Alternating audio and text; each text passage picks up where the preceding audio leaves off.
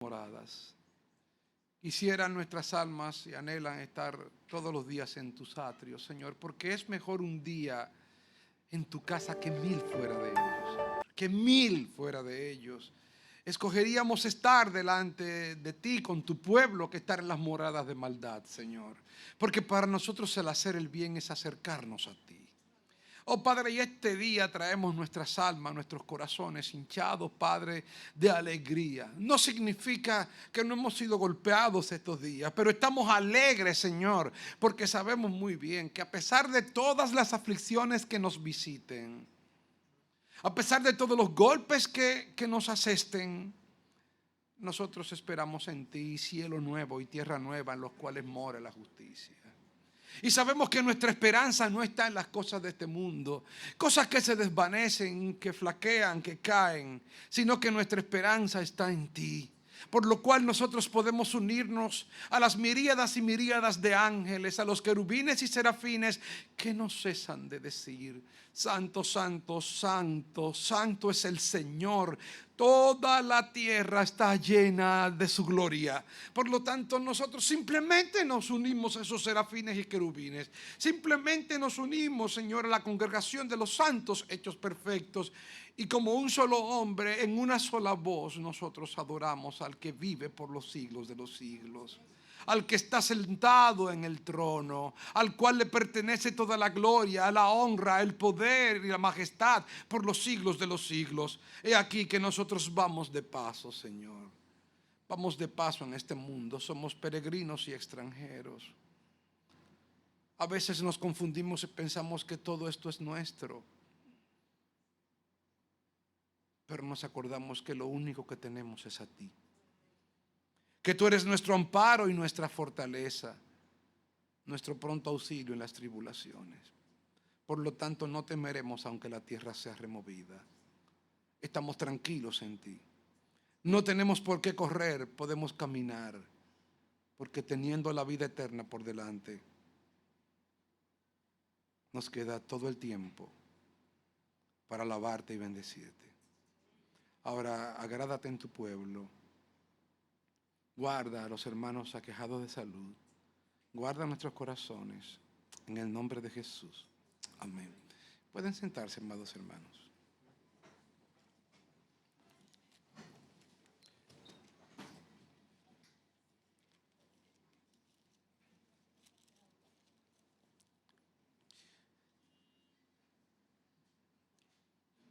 Cuando Martín Lutero llevó a cabo la Reforma Protestante, que tiene como fecha de inicio el 17 de octubre o el 31 de octubre del año 1517, no podemos decir que Lutero realizó una reforma completa en la iglesia.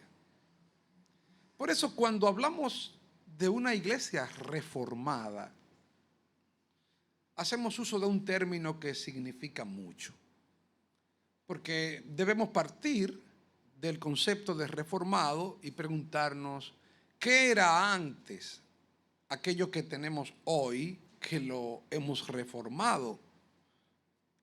Así pues, se puede hablar de iglesia reformada al compararla en lo que era la iglesia católica en toda la Edad Media. Pero la iglesia requiere seguir cambiando. Y la iglesia no solamente podemos decir que es reformada como algo que ya está terminado, sino que es una iglesia que se está reformando y que está cambiando. Y que está cambiando en lo que se acerca cada vez más al modelo de Cristo. Algunos entienden que el modelo es la primera iglesia de Jerusalén, donde los hermanos repartían sus bienes. Y algunos entienden entonces que los cristianos ahora deberíamos venderlo todo para darle de comer a los pobres y quedarnos sin nada. Así que eso fue algo temporal, evidentemente, que no se repitió, porque el apóstol Pablo luego llama a los creyentes diciéndole que cada uno se ocupe en sus negocios y que de esa manera no les falte nada. Así es que cuando hablamos de reforma, sí debemos pensar en que la iglesia fue reformándose. Ese cambio de Lutero que vino a presentar de manera central la justificación por la gracia de Dios, en contraposición al punto de vista católico romano de que la justificación es la vida justa de alguien que vive una vida tan buena, tan perfecta, que puede considerarse justo. Vemos que Lutero descubre a través de las Escrituras que nosotros somos justificados cuando Dios nos declara justos. No es que somos justos, somos pecadores, pero Dios nos declara justos. En años que siguieron a esa reforma o ese inicio de reforma de Lutero, hubo una serie de cambios y de preguntas que se siguieron haciendo muchos creyentes. Por ejemplo, el bautismo. ¿Cómo debían bautizarse las personas? Y la Iglesia Católica bautizaba solamente por aspersión, mientras que la Iglesia de Oriente, que era la iglesia que se encontraba en Constantinopla, dado el hecho de que hablaban griego, bautizaban por inmersión. Así es que nosotros los bautistas nos llamamos bautistas por el bautismo, porque empezamos a practicar el bautismo por inmersión dentro de la iglesia occidental. Y cuando surgen los bautistas, pues los bautistas surgen ya presentando en una iglesia lo que es una iglesia con 7 elementos básicos, dentro de los cuales se encuentran, dentro de los 3 primeros, en primer lugar, la superioridad de Cristo. Así es que mientras en la iglesia católica está las oraciones a María, las oraciones a los santos, las palabras que pueda tener el Papa, en la iglesia cristiana protestante, entonces se presenta el hecho de que Cristo es superior al Papa. Y entonces las palabras de Cristo son las últimas palabras. Nadie puede contradecir al Señor Jesucristo. Y Cristo es el único digno de gloria, de honra, de adoración y de alabanza. Y no alabamos a los santos, no alabamos a la Virgen María, no alabamos ningún otro ser que pueda existir. Simplemente al Padre, al Hijo y al Espíritu Santo. En segundo lugar, la iglesia bautista empieza a presentar lo que es la autoridad de las Escrituras. Pero eso no es un aporte exclusivamente de los bautistas. Ya Lutero lo había planteado en el 1517. Ya Guillermo Tyndale, antes de Lutero, lo había planteado. Ya John Wycliffe en el siglo XII lo había planteado. Ya Juan Hus en el siglo XIV lo había planteado. Así que otros protestantes u otros opositores al punto de vista católico habían planteado la autoridad de las Escrituras. Así que en contraposición al punto de vista católico romano, que cree que palabra de Dios es lo que diga el Papa cuando lo dice ex cátedra, es decir, cuando lo habla como palabra de Dios, entonces se le añade la tradición que ha pasado durante estos 2000 años, lo que dijo Orígenes o lo que dijo Agustín o lo que dijeron personajes del pasado. La Iglesia Católica los considera como canon, los consideran como canónicos y entonces también consideran a la Biblia. Así que tiene 3 fuentes, que es la posición del Papa o lo que diga el Papa, lo que diga la tradición y en tercer lugar lo que diga la Biblia. Nosotros los protestantes no. Los protestantes creemos que la única regla de autoridad y de fe es la Biblia. Que es solamente la fe, solamente la gracia, solamente la escritura, solamente a Dios la gloria, que solamente es la gracia de Dios lo que puede salvar al hombre. Así que en el sínodo de Dordrecht surgen los que fueron estos puntos que fueron conocidos como las 5 solas y también los 5 puntos del calvinismo.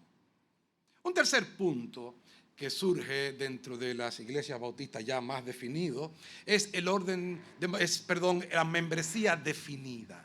¿Por qué? ¿Por qué la membresía definida?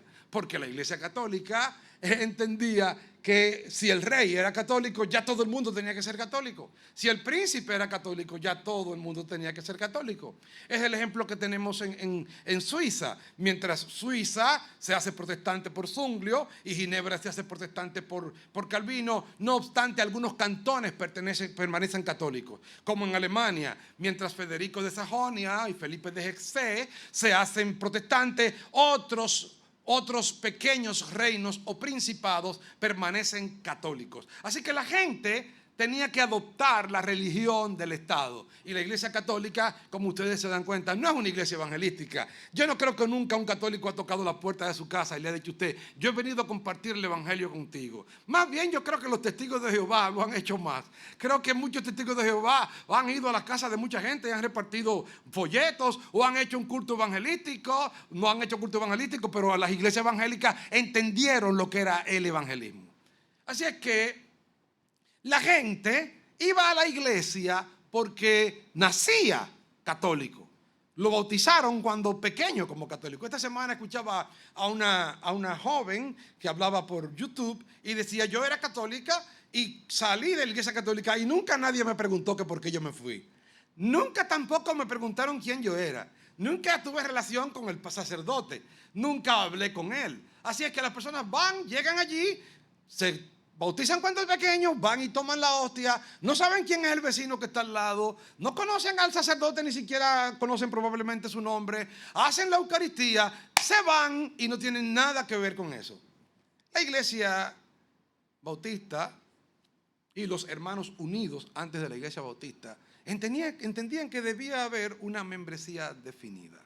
¿Por qué? Porque cuando encontramos aquí en Mateo capítulo 28, el mandato de nuestro Señor nos dice: por tanto, id y haced discípulos a todas las naciones, bautizándolos en el nombre del Padre y del Hijo y del Espíritu Santo, enseñándoles que guarden todas las cosas que os he mandado. Y aquí yo estoy con vosotros todos los días hasta el fin del mundo. Surge entonces un corolario, un desprendimiento natural. ¿De qué manera podemos enseñarle a un grupo de personas todas las cosas que Cristo les ha enseñado, a menos que ese grupo de personas se reúna de manera regular a escuchar la palabra de Dios? ¿Cómo podemos enseñarle a un grupo de personas más profundamente las Escrituras si ese grupo de personas no se reúne, o no se conocen, o no se hablan? ¿De qué manera podemos en algún momento dado ver a alguno que se está desviando de la fe, alguno cuyo pie se está saliendo del camino, y llamarle y decirle: hermano, ¿qué está pasando contigo? ¿Cómo podemos cumplir las palabras del apóstol Pablo? Hermano, si alguno fuere sorprendido en alguna falta, vosotros que sois espirituales, restauradle con espíritu de mansedumbre. ¿Cómo puedo sorprender a alguien en alguna falta si yo nunca he ido a su casa? Si yo no lo conozco, si no convivo con él. Entonces es evidente que desde el principio de la iglesia empezaron a existir pequeños grupos, como en Hechos 2:41, 42. Dice: y los que habían creído estaban juntos, estaban unánimes juntos. Y en esta ocasión, al respecto, yo quiero tratar con ustedes 5 puntos que lo trata nuestra Confesión de Fe de Londres de 1689, respecto a qué características tienen aquellos que son miembros de una iglesia. ¿Qué nos caracteriza a nosotros? ¿Por qué debemos y podemos estar aquí? ¿Y qué beneficios tiene para nosotros el pertenecer a este grupo? ¿Qué beneficios hay el hecho de que alguien pertenezca a una iglesia? Estamos en una época en la cual la gente cree que la iglesia es algo donde tú vas, te sientas, ves un espectáculo de lo más bonito, y mientras más colorido sea mejor, y no algo o una institución o un cuerpo al cual yo me debo y yo pertenezco. Así es que, revisando la Confesión de Fe, aparecen 5 puntos, 5 características que yo quiero compartir con ustedes. ¿Qué características tienen aquellos que se congregan juntos? ¿Para qué nos juntamos? ¿Nos juntamos para cantar nada más? ¿Nos juntamos simplemente para escucharme todos los domingos a mí o a otro hermano que predica la palabra desde este púlpito? ¿Para qué nos juntamos? Bien, lo primero que nos presenta es que aquellos que se reúnen han de ser santos en su llamamiento. Yo quiero que vayan conmigo y vamos a buscar mucha Biblia esta mañana. A 1 Corintios capítulo 1. 1 Corintios capítulo 1. Búsquenlo por favor. 1 Corintios capítulo 1. Y nos dice el apóstol Pablo, escribiéndole a una iglesia de hermanos que eran hermanos sumamente inquietos. Dice Pablo, apóstol, llamado a ser apóstol de Jesucristo por la voluntad de Dios, y el hermano Sóstenes, a la iglesia de Dios que está en Corinto, a los santificados en Cristo Jesús, llamados a ser santos. Santificados en Cristo Jesús, llamados, versículo 2, a ser santos. De manera que tenemos aquí ya una santificación, una santidad posicional. Pero también tengo aquí una santificación progresiva. Aquí la santificación posicional es que cuando Cristo murió en la cruz y pagó todos mis pecados, ante los ojos de Dios, tú y yo somos completamente santos. Ninguna obra que yo haga, ninguna buena obra que tú hagas va a hacer que delante de Dios tú aparezcas como más santo. No. Cristo murió por ti. Cristo te santificó. Cristo te lavó con su sangre. Ya, como dice el texto, tú fuiste santificado en Cristo Jesús. Ya la sangre de Cristo te ha cubierto. Dios te ve perfecto. Dios te ve sin mancha, sin mácula. Si cierras los ojos ahora mismo, en este mismo instante, tú vas a abrir los ojos en la presencia de nuestro Dios y tú vas a entrar en su gozo por toda la eternidad. Eso lo puedes tener por seguro. No será el momento en el cual empezarán a decir de ti: a ver, vamos a ver, ¿cuántos pecados cometiste? A ver, ¿cuántos pecados cometiste? Bueno, yo cuando era niño, yo robaba. Yo cuando crecí mentía. Yo le rompí la cabeza a mi hermano. Yo hice tal o cual cosa cuando era un niño. No. Dirías tú, bueno, pero vamos a ver las buenas. Ves que las buenas son tan pocas que no te da, viejo. No te alcanza, papá. Tú has cometido tantos pecados que ni siquiera te recuerdas de ellos. Son tantos que no están en tu memoria. Y las buenas que hayas podido hacer son tan pocas que no la compensan. No, mi hermano, tú no vas a ser puesto en una balanza. Ya fuiste lavado por la sangre de Cristo. Por lo tanto, somos santos en Cristo Jesús. Pero un segundo detalle: somos santos en nuestro llamamiento. Llamados a ser santos. Es algo que tú ya lo eres, estás allá, pero has de caminar hacia allá. Caminas hacia la santidad, caminas hacia la santificación. Y en ese sentido has de tener una lucha contra el pecado. Has de aborrecer el pecado. Fíjate, si tú eres cristiano, debes pensar algo. Eres cristiano. Si yo creo en qué, yo creo en Cristo. Bien, pero ¿qué tú crees de Cristo? Bueno, yo creo de Cristo que Cristo murió por mis pecados. Bien, si tú crees que Cristo murió por tus pecados, ¿qué te parece que Dios piensa respecto a tus pecados? ¿Que parecen agradables o desagradables? Bueno, si Él tuvo que morir por ello, significa que son tan desagradables a Dios que Dios mismo hizo lo imposible para poder salvarme. ¿Y qué es lo imposible? Que Dios muera. Es imposible que Dios muera. No es imposible que Dios muera. Pregunto, ¿no es imposible que Dios muera? Bien, y el que murió en la cruz no era Dios. Bueno, pues murió Dios. Lo imposible pasó. Lo imposible ocurrió, que Dios muriera. Por lo tanto, era tan imposible para ti limpiar tus pecados que Dios mismo se entregó, se hizo hombre y murió por ti. De manera pues que Dios aborrece tanto el pecado que cuando tú dices que eres cristiano, tú lo aborreces también. No puede haber un cristiano, no existe un cristiano, no puede ser cristiano que diga que ha creído en Cristo, al cual, sabiendo tú que Cristo aborreció el pecado, que Cristo murió por tus pecados, y tú vuelvas a revolcarte en tu pecado del pasado. No puede ser, porque una característica es que hemos sido llamados a ser santos. La falta de santidad en un miembro o alguien del cuerpo de Cristo, de la iglesia, afecta a la iglesia completa. Somos un cuerpo. Cuando alguien está viviendo en adulterio, fornicación, mentira, deslealtad, infidelidad, le hace daño al cuerpo completo. No te creas que es a uno solo. No, es a todo. Por lo tanto, hermanos, en Hebreos capítulo 12, versículo 14 nos dice: seguid la piedad y la santidad, sin la cual, oiga usted, y la santidad, sin la cual, dígalo duro, nadie, repítalo, nadie verá al Señor. O sea que si tú estás por ahí pensando en que una vez levantaste la mano y que una vez fuiste cristiano y que una vez tú hiciste profesión de fe y tú estás viviendo una doble vida, tengo una pésima noticia para ti.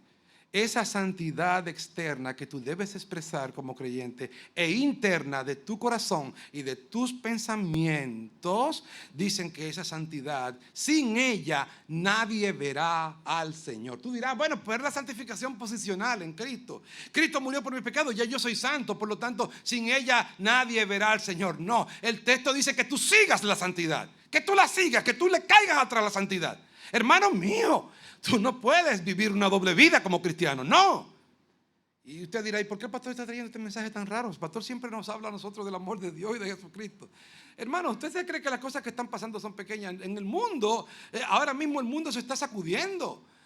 Pastores que están cayendo en pecado y van a los púlpitos y predican. Y es como si no pasara nada. Y pasan haciéndolo años. Créanlo, años.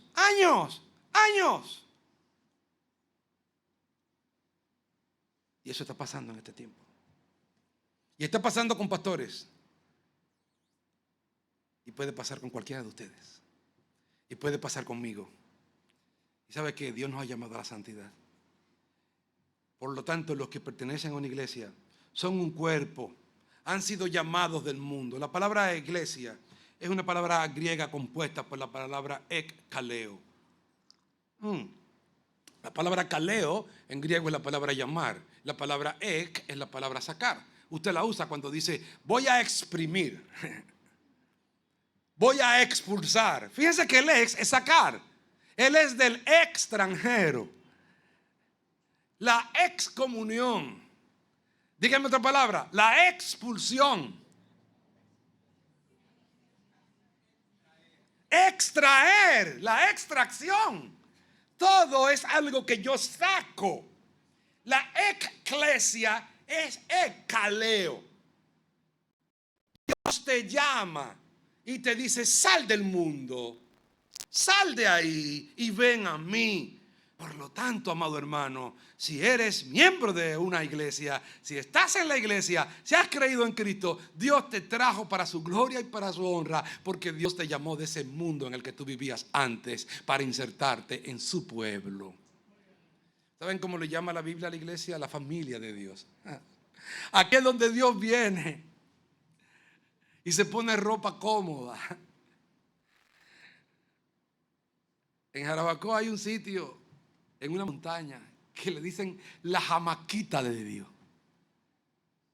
Hay un restaurante ahí caro que eso no tiene madre. Caro. Yo fui y nada más lo miré de lejos así. Y me llamaron y me decían, pero ven, entra. No. Voy para allá. Me suena que desde que entre me van a cantar tanto. La jamaquita de Dios. Pues mira, le voy a decir una cosa. La iglesia es la jamaquita de Dios. Aquí es que Dios viene y pone su hamaca y se deleita en su pueblo, en su alabanza. El pueblo que le dice a él, tu pueblo dice gracias. Es aquí. Y Dios espera que sea un pueblo que, aunque no sean perfectos, sean personas que amen la santidad. Es verdad que vamos a caer muchas veces. Es verdad, hermano. Pero saben que a pesar de que caemos, nosotros amamos la santidad. Y nos duele cuando en nuestra mente pasa un pensamiento que es un pensamiento inicuo. No se deleita el creyente en el pecado. El creyente ya no se deleita en el pecado. El creyente aborrece el pecado como Dios aborrece el pecado. Y no quisiera que nunca tal cosa le ocurriera. No quisiera deshonrar el nombre de su Dios. Por lo tanto, la primera característica es que son santos en su llamamiento. La segunda de ellas es que tienen una obediencia visible ante el mundo. Así es que no solamente son santos de mente, sino que tienen hacia afuera un buen testimonio.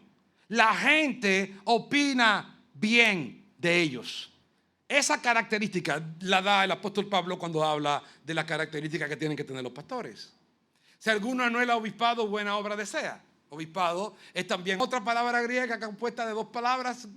Ob episco, epis sobre, scopos, visión. Un episco o obispo es una transliteración, significa alguien que es un supervisor. ¿Quién soy yo en esta iglesia? Yo soy aquí el supervisor.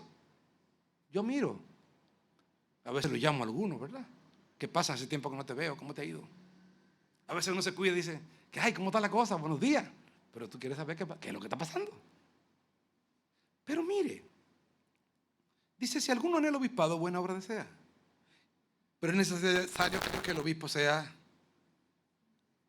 irreprensible.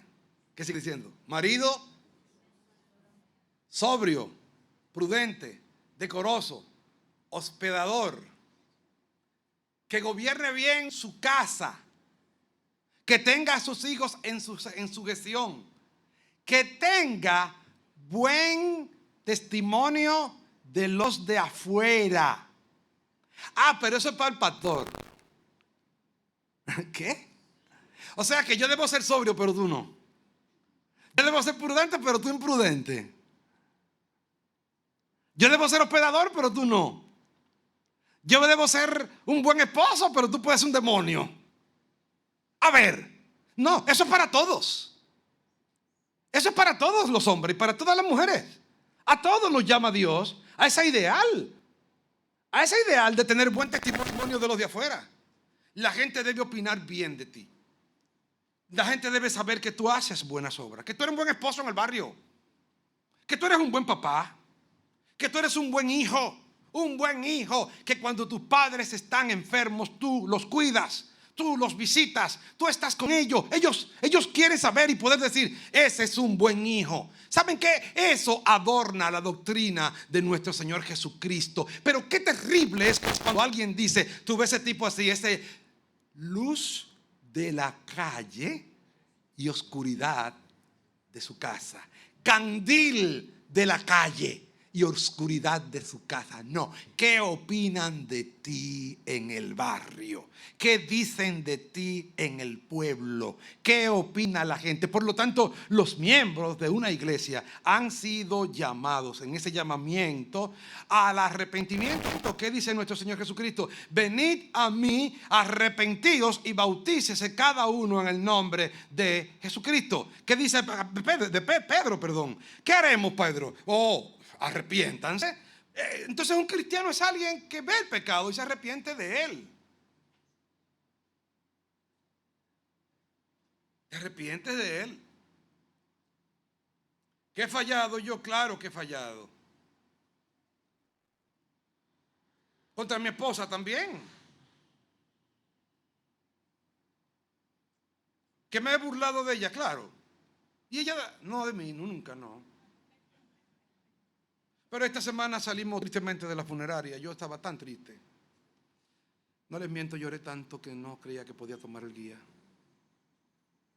Era de noche y le dije, toma, maneja tú. Cuando cruzamos por el Palacio de Justicia, habían 3 AME. Era de noche, cosa rara. Pero los AME nos pararon y le pidieron a ella los documentos. Yo volteé la cara. Si te he visto, no me acuerdo. Así que ella empezó a buscar la cartera y yo me di cuenta que no la tenía.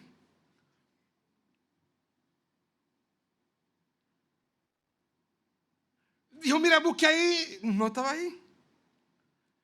Pero tiene la cédula, sí, le pasó la cédula y el policía con la cédula, si usted tiene su licencia, déjeme leerle, déjeme decirle, señora, déjeme decirle que de cuál del artículo tal dice ahí que usted no puede. Entonces yo me eché a reír. ¡Ay, policía!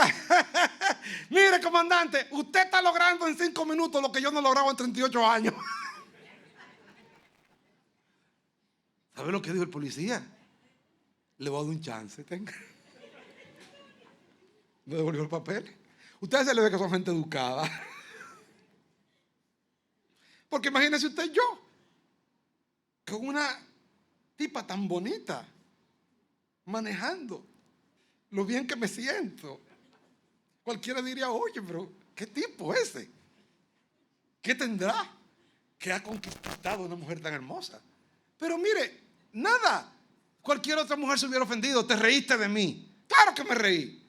Bueno, nos pasa. Pecamos, hermano. Pecamos, fallamos. Pero podemos reconocerlo y decir, yo fallé. Yo pequé contra ti. Y pecamos de muchas otras formas más. Pecamos contra otros hermanos. Decimos las cosas que no tenemos que decir. Nos pasa a todos nos pasa. Pero una característica que tenemos es que somos personas que nos arrepentimos. Andamos juntos. Nos arrepentimos. En tercer lugar, integración. Por lo tanto, aquellos que pertenecen a una iglesia voluntariamente andan juntos. Vamos al libro de los Hechos, capítulo 2. Hechos, capítulo 2.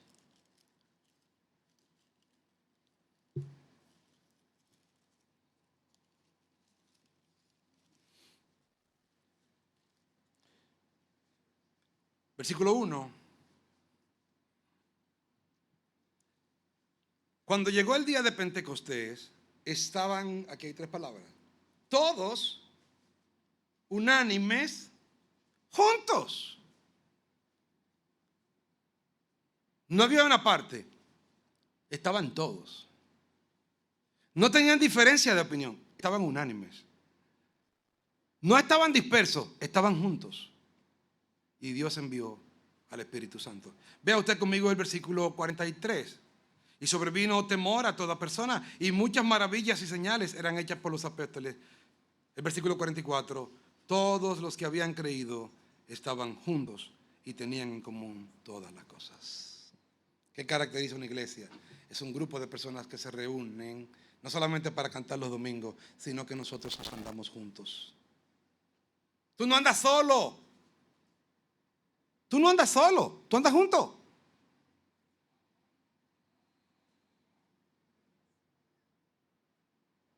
Y sí, nos metemos en tu vida.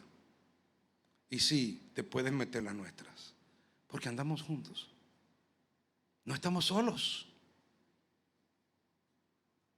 Y sí, tenemos comunión los unos con los otros, sí. Y sí, nos buscamos y debemos seguir buscándonos. Y sí, a todo aquel que llega a la iglesia, hemos de abrirle los brazos y decirle bienvenido. Tú eres de este grupo, Heidi, bienvenida. Bienvenidos los que han venido. Bienvenidos sean. Esta es su iglesia. Nos sentimos felices de que estén aquí. Amamos su compañía porque andamos juntos. Y aquí estamos para edificarnos mutuamente. Hermanos, el que anda solo no puede vivir la vida cristiana, no puede avanzar en su vida cristiana. Avanzar en la vida cristiana solo es demasiado difícil. Por eso Dios ha puesto gente que nos levante, nos ayude. ¿Cuántas aflicciones hemos tenido que han sido los hermanos que nos han levantado? Mire, yo le voy a decir esto y voy a decirlo como testimonio. Yo llegué esta mañana, yo no quería pararme en este púlpito. Yo me puse ahí al frente porque tenía que venir a estar aquí. Pero escuchar a Johnny decir el otro y el otro. Y cantar, tu pueblo dice gracias. Y cantar y alabar al Señor junto a ustedes. Anima el corazón. Tuve que sepultar a mi cuñada el lunes. Apenas 41 años. Y ver a mi sobrina llorar, a mi familia. Y el martes me llama mi esposa, que es un amigo mío, que estaba en mi casa la semana pasada y que hablamos interdiario, con 30 y pico de años, murió de un infarto fulminante. Y llegar a la funeraria y tener que ver ese cuerpo enorme en aquella caja de alguien con quien yo estaba hacía pocos días, y ver al padre cortado que me para y se levanta y va conmigo y con yo cargándolo y se para frente a la caja llorando por su hijo, y estar a su lado nos parte el alma. Pero verlos a ustedes nos llena de gozo. Estar con el pueblo de Dios nos levanta. Como esa canción que acabamos de cantar, y me levantaré, y Dios usa al pueblo para levantarte, y tu pueblo dice gracias. Y cuando cantamos, tu pueblo dice gracias. Tuve que pensar en esas palabras, tu pueblo dice gracias. Yo no quiero decir gracias, pero tengo que decir gracias. Y juntos ustedes nos acompañaron a poder decir gracias al Señor. ¿Saben qué? No se puede vivir la vida cristiana solo, no se puede. No se puede crecer en la fe solo, porque cuando se crece en la fe, se crece en la fe porque tienes un compañero, porque tienes un amigo. Y yo te pregunto, ¿cuál es tu amigo en la iglesia que te está ayudando a crecer? Si no lo tienes, búscalo. Búscalo.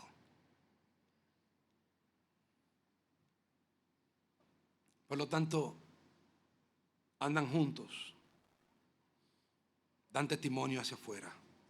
En tercer lugar, hay una integración donde andan de manera voluntaria juntos, como acabamos de decir.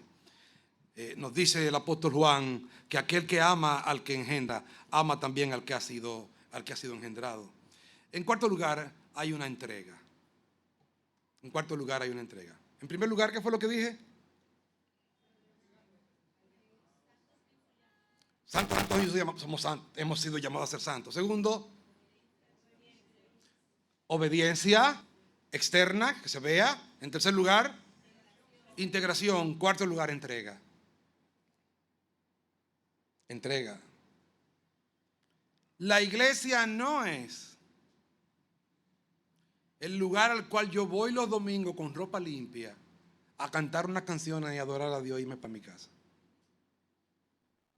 La iglesia es un cuerpo donde pertenecemos el uno al otro. Y Pablo lo presenta como un cuerpo. ¿Acaso le dirá la mano al oído, no te necesito? Cuando te pica la oreja, ¿con qué te la rasca? Con la mano. Pero la mano es la oreja. No. ¿Le puede decir el estómago a los pies que no lo necesita? Oye, ¿con qué trabaja para poder alimentar el estómago? ¿O puede decirle los ojos a la boca que no lo necesita?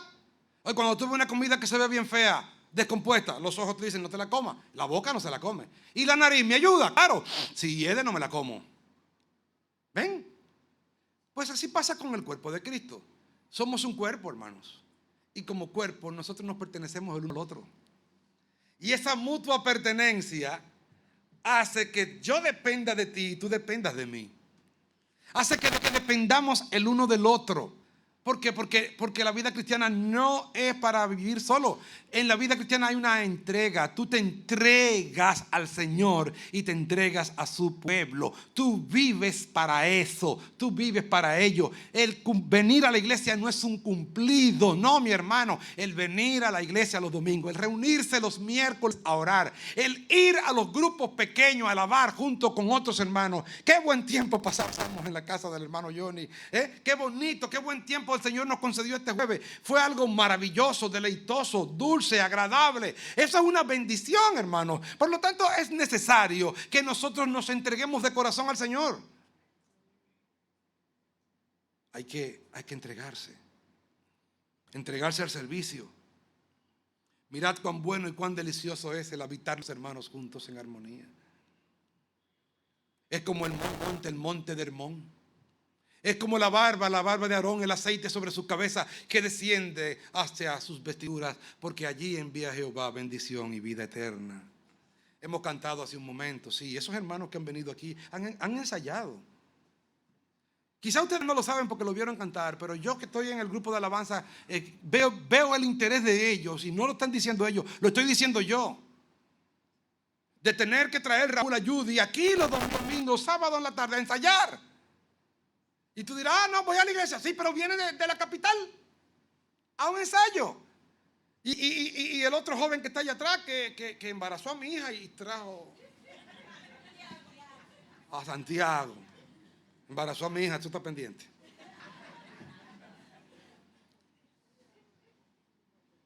Dios te bendiga, papá. Trajiste un nieto más lindo. Este muchacho lo tiene loco, a mí también. Pero mire, el esfuerzo es extraordinario. Y de Adrián y de todos ellos, con una entrega para que nosotros podamos alabar juntos al Señor. Yo no estaba aquí, créanmelo, yo no estaba aquí. Ellos vinieron, ellos lo hicieron. Pero hay una entrega que nosotros a veces ni valoramos. ni damos por sentado. Ni voy a hablar de mí, porque ¿para qué? No hay necesidad. No, Dios lo sabe todo. Pero hermanos nuestros, si has creído en Cristo, Dios te ha entregado a la iglesia. Tú le perteneces a la iglesia y la iglesia te pertenece a ti. Esta es tu iglesia. Yo siempre le he dicho a los hermanos que yo siempre me pongo chivo cuando alguien dice, ¿quién es ese señor? Ah, ese es el pastor de la iglesia que yo visito. ¿Qué? Ese es el pastor de la iglesia, ese es donde yo voy. Él es el pastor de un amigo mío. No. Es cuando dicen mi pastor. Ya, ahora yo soy tu pastor. Ok, ya yo creo que tú eres de aquí. Pero mientras me están dando por los bordes, el pastor que yo conozco, él es el amigo mío. No. Y ese lo carga ahí. Esa es la iglesia que yo visito. Esa es la iglesia donde yo voy. Ahí está ella, la Constitución. Ve un día para que tú veas que se pasa bien. No, esa es mi iglesia. Esta es mi iglesia. Porque tú te entregas. Te pertenece a ti, es tuya. Y tú eres de ella. Y por último, sujeción. Los que andan juntos se sujetan los unos a los otros. Se sujetan al Señor. Se sujetan los unos a los otros. Y se sujetan a sus pastores también. Y se sujetan a su pastor si tienen uno solo. Se sujetan a su pastor. Y las escrituras lo dicen, someteos a vuestros pastores, sujetaos a ellos, porque ellos velan por vuestras almas como quienes han de dar cuentas. Y créanmelo, que los pastores velan por vuestras almas como quienes han de dar cuenta. Cada uno de ustedes es como si uno tuviera que darle cuentas al Señor. Tiene que cuidarlo con esa misma delicadeza, porque cada uno es una joya que el Señor ha puesto en esta iglesia para que sean pastoreados. Sí, sujeción amorosa, sujeción sobre todo cuando es la palabra de Dios lo que te traen. Cuando no es un invento de un hombre, cuando es en verdad el evangelio glorioso de nuestro Señor Jesucristo, porque es para tu bien. Entonces, hermanos, estas palabras nos muestran que aunque salen de la confesión, son completamente bíblicas. Este bosquejo, aunque sale de la confesión, es completamente bíblico. Cristo murió por nosotros para entregarnos a esta forma de doctrina que hemos adquirido, a esta forma de doctrina que es la palabra de Dios. Créanmelo. Ustedes tienen una iglesia hermosa. Déjenme hablarle un poco de cómo se logró que Dios hiciera esta iglesia. Yo fui el primer bautista de nuestra línea aquí en el pueblo. Yo tenía 18 años. Y una hermana tenía una farmacia, que es la farmacia que fue luego de mí y de mi esposa, la Marta Lidia. Era de la hermana Amada Jesurún, que era a su vez en aquel tiempo después suegra del pastor Marcos Peña, madre de Ica, de Marta, de José. Y la hermana Amada me decía, mi hijo, vete de aquí. Vete de aquí, que aquí no hay iglesia para ti. Vete a la capital. Yo le decía, hermana Amada, pero tú no sabes si Dios a lo mejor levanta una iglesia aquí. Sí, pero aquí tú te vas a de tropiezo. Un muchacho de 18 años sin hermanos en Cristo que vivan aquí contigo. Nadie que viva contigo. Vete para la capital. Pero Dios puso en el hermano Edwin González el empezar unos estudios bíblicos aquí. Y se convirtieron algunos jóvenes, dentro de los cuales estaba Fernandito, Ana Luisa, Kikín.